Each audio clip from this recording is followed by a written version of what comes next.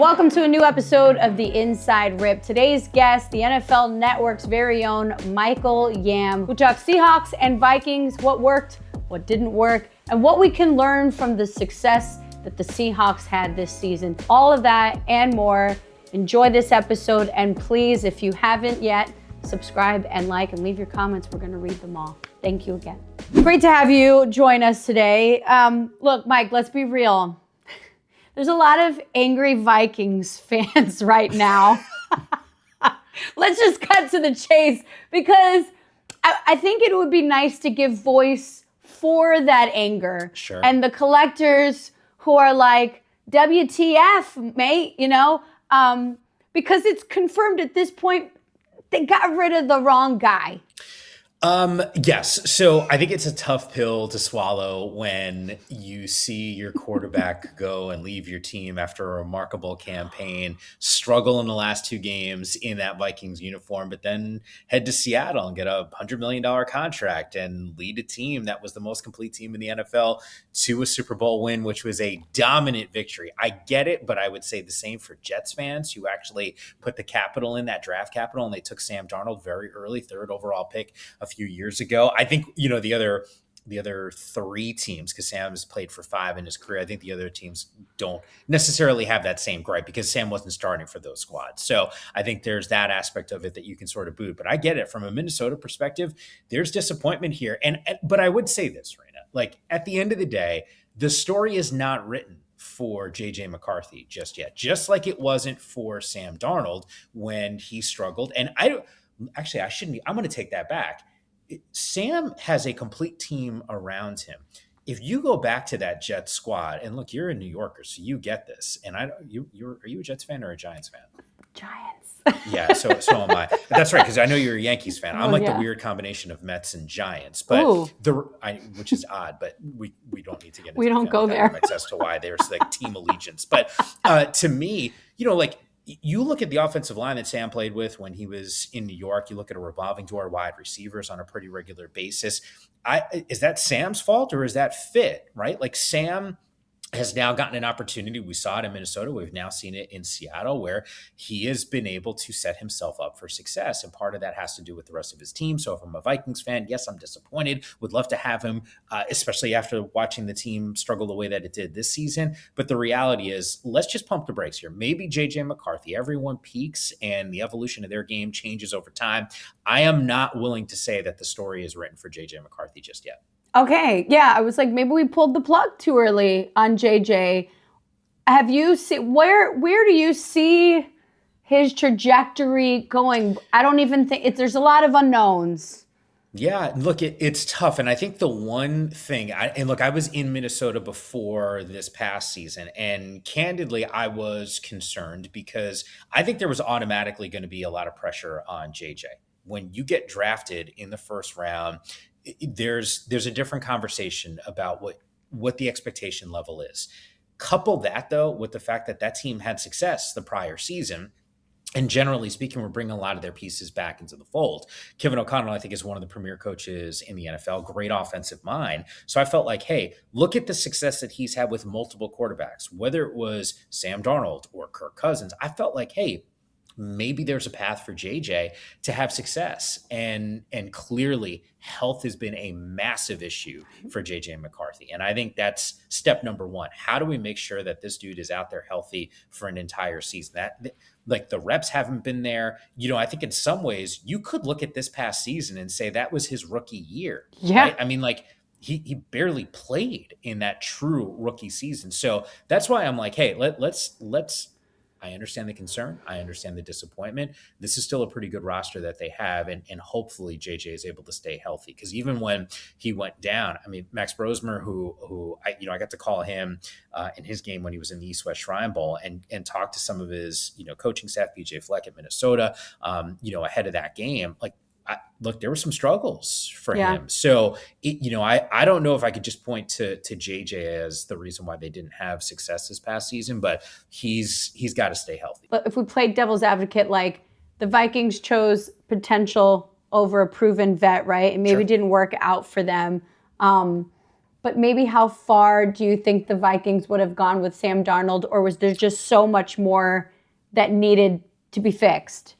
Yeah, it'd be tough for me to say that this Minnesota team wouldn't have had more success with Sam Darnold, Because right? we Like saw this it the past season. season before. You did. Like there's a case study, you got the sample size of a full season that was in place. I, you know, I knew Sam when he was at USC. I remember talking to him after a Pac-12 championship game, and his coach at the time was Clay Helton. And like I think about what he's become as an NFL quarterback, and it's really darn impressive. And I'm thrilled for him because I think the more people you talk to around Sam Darnold, you talk to his teammates, like they love this dude, and you can see it. Like he's endearing in a lot of these interviews that he's been doing since winning the Super Bowl, even ahead of the Super Bowl. It never even felt like, when people were coming down on him and talking about this negative narrative, like he can't win these big games and he's overrated. Like I think his teammates came to his defense. Ernest Jones certainly comes to mind. Sam had a rough game. He threw 4 interceptions at one point, and Ernest Jones came out, one of the leaders on that defense for Seattle, and said, "Hey, we got his back. This is not his fault." Those types of things. So you can tell, like even in Minnesota, like I remember his teammates after some of these big wins, like yelling and chanting and screaming and loving this dude up. So I think Serena, they like this guy. So it's hard for me to say Minnesota wouldn't have had success. The problem with Sam, though, has been some of these turnovers and these high interception games. And we saw him, at the end of his tenure in Minnesota, have a couple of those. Well, what was the difference this year? He didn't turn the ball over in the Super Bowl, right? Like, I wouldn't say that was like this epic performance at the quarterback spot. He did exactly what you wanted him to do. Mike McDonald didn't want him to turn the football over. He didn't. He said, "Hey, let's let this defense handle business." Seattle's defense was dominant in that game. It was a punt feast in the from a New England perspective. Like Sam was the perfect complement for this team. I mean, there were jokes that maybe Kenneth Walker not become Super Bowl MVP, and it is the punter because it was a punt feast. However, Kenneth Walker walking away with MVP. I mean, he's one of the free agents coming up for the Seahawks. He will get paid. He'll get paid. You know what's really tough, though, is you look at some of these contracts that have been doled out for running backs, and there was a time where, over the last couple of years or so, they talk about that position being devalued. And yet I look at the Super Bowl. I look at the teams that have made runs in the postseason. Christian McCaffrey from a San Francisco perspective, Derrick Henry, like you can still lean on that run game. And I think that's exactly what Seattle did. He's a huge part of what they want to do. It's a two-headed monster. It's unfortunate that Charbonnet was banged up and didn't get to play in that game, but he was been a really big part of that team's success because there was a difference. If you watched Seattle closely from start to finish of the year, there were moments where it was explosive plays like JSN. I mean, first half of the year, I mean, my God, like he was on a record pace. I mean, you could make an argument that he's the best wide receiver in the NFL. If you don't think he's one, he's, 1A, 1B, C. I mean, I think Puka's in that conversation.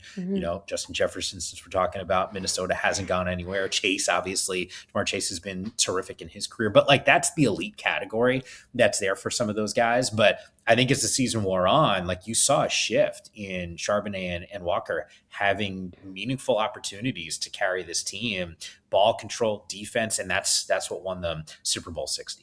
What do you think about Sam Darnold's contract? We're talking about guys getting paid, right? Yeah. People got mad at the Giants for not keeping Saquon. And let's be real. I don't know if Saquon's doing Saquon things with the Giants anyway that he did with the Eagles. In this similar vein, right? $55 million guaranteed, a 3-year, like they gave this guy, I believe in you, and not a 1-year prove it. Perhaps the contract is the real hero in this story. Totally. Well, think about this. And this is why all of these deals are fascinating to me because there's different ways to dissect them. But Lamar Jackson, I'll throw his name into the mix. Like the longer it goes, the more expensive it gets. And I think there's a lot of teams right now that are trying to figure out their quarterback situation. If Sam Darnold, hypothetically, got a 1-year deal, prove it to me contract, what do you think Seattle would be paying for this upcoming season. Like that would be an Yeah. astronomical number. I can almost assure you it would be more than what he's getting over the next 2 years. So timing is really important from that perspective. And I think to circle back on the collector, like, Sam's probably not going anywhere. Like they have their franchise quarterback. And is he elite? Is he Patrick Mahomes? Is he Josh Allen?